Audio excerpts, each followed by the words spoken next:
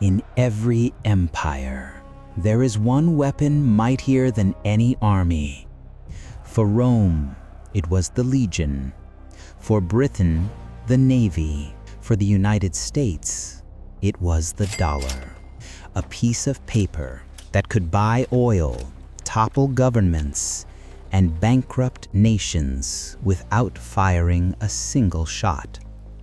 Today, 9 out of every 10 international transactions happen in US dollars. The world saves in it, trades in it, borrows in it, and lives under it. But how did this happen? How did green ink and faith turn into global domination? This is the hidden story of how money replaced missiles, and how America built an empire out of debt. The year is 1944.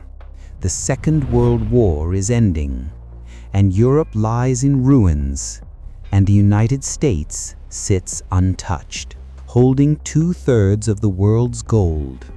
At a small hotel in Bretton Woods, New Hampshire, 730 delegates from 44 nations gather to rebuild the world economy. Behind closed doors, one idea dominates: stability through the dollar. The plan is simple. Every currency will be fixed to the US dollar, and the dollar will be backed by gold at $35 an ounce. In that moment, the dollar becomes the center of a new world system.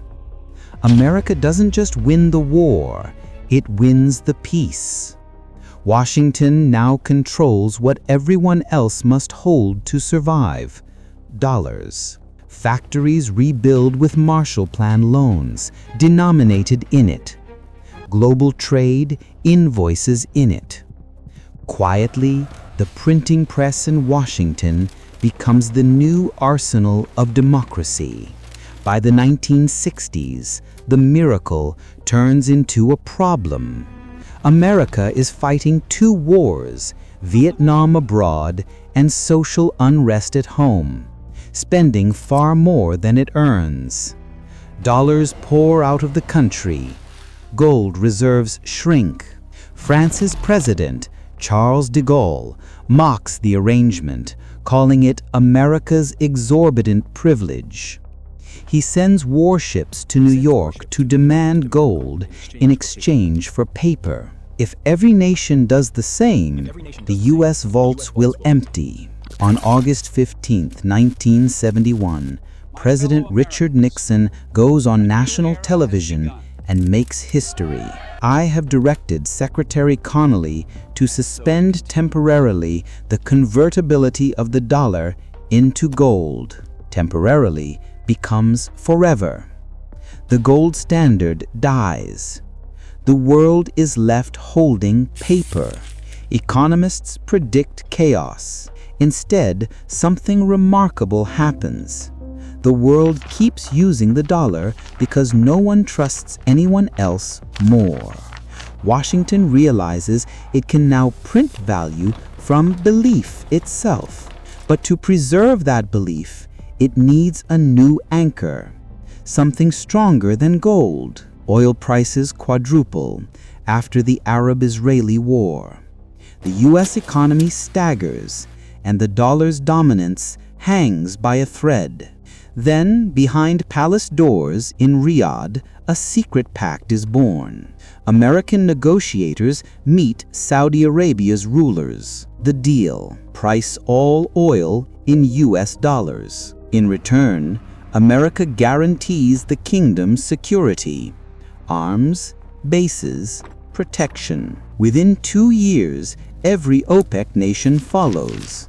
The world now needs dollars not for gold, but for energy. Every barrel of oil sold forces buyers from Germany to Japan to hold and recycle US currency. The petrodollar is born, and with it a silent empire more powerful than any colony. Petrodollars flow back to Wall Street as recycling. American banks lend them to Latin America, Africa, Asia, fueling growth and debt. The more oil the world burns, the stronger the dollar becomes. America discovers a new law of power. If you control the currency of energy, you control civilization itself. The 80s turned this financial system into a weapon. When interest rates in the US rise, developing nations that borrowed in dollars face disaster. Mexico defaults in 1982. Soon after, Brazil, Argentina, and dozens more follow. The remedy comes from Washington itself, the International Monetary Fund, and the World Bank. In exchange for rescue loans, nations must privatize industries, cut social spending, and open their markets to American capital. To many, it's salvation. To others, it's economic colonization. Through debt, Washington gains what armies once conquered: obedience. By the end of the decade, even the Soviet Union, drowning in oil collapse and debt, begins to crack. The dollar doesn't just fund capitalism, it destroys communism.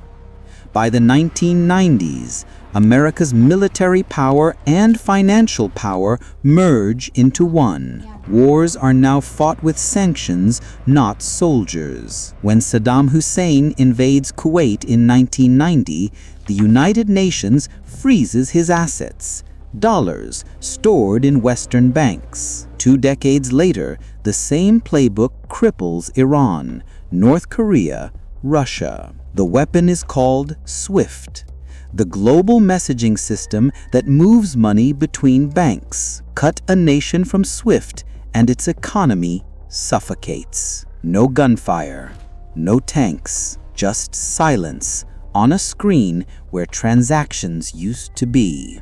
In the 21st century, the US Treasury becomes a second Pentagon, and the dollar its stealth bomber. But empires breed resistance. In Beijing, Moscow, and Riyadh, a quiet rebellion takes shape. China launches CIPS, its own SWIFT alternative, and signs oil contracts in yuan. Russia links its energy sales to rubles and gold. BRICS nations, Brazil, Russia, India, China, South Africa, talk of a new reserve currency backed by commodities. Even allies grow uneasy. Europe builds Instex to bypass Iran sanctions. Yet despite every challenge, the dollar endures. Because to replace it, rivals must offer something the world still doubts they can. Trust. Trust that debts will be honored. Trust that courts are fair. Trust that power, when tested, will hold. And trust, for now, still belongs to Washington. The next battlefield is already here: digital currency. America develops the digital dollar. China races ahead with the digital yuan. Central banks explore programmable money that can track every transaction, enforce sanctions in real time, and reshape privacy itself. The weapon that once ruled oceans and oil fields now rules code. In cyberspace, one command can freeze billions. The new wars won't destroy cities, they'll delete economies. For nearly 84 years, the dollar has done what no empire ever achieved: conquer the world without occupation. It buys loyalty, rewards allies, punishes enemies. It is the invisible constitution of globalization. But power built on belief is fragile. Every crisis tests the faith. And one day, when nations stop believing, the empire of paper may crumble faster than any army can defend it. Until then, the dollar remains what it was forged to be: the most powerful weapon ever printed.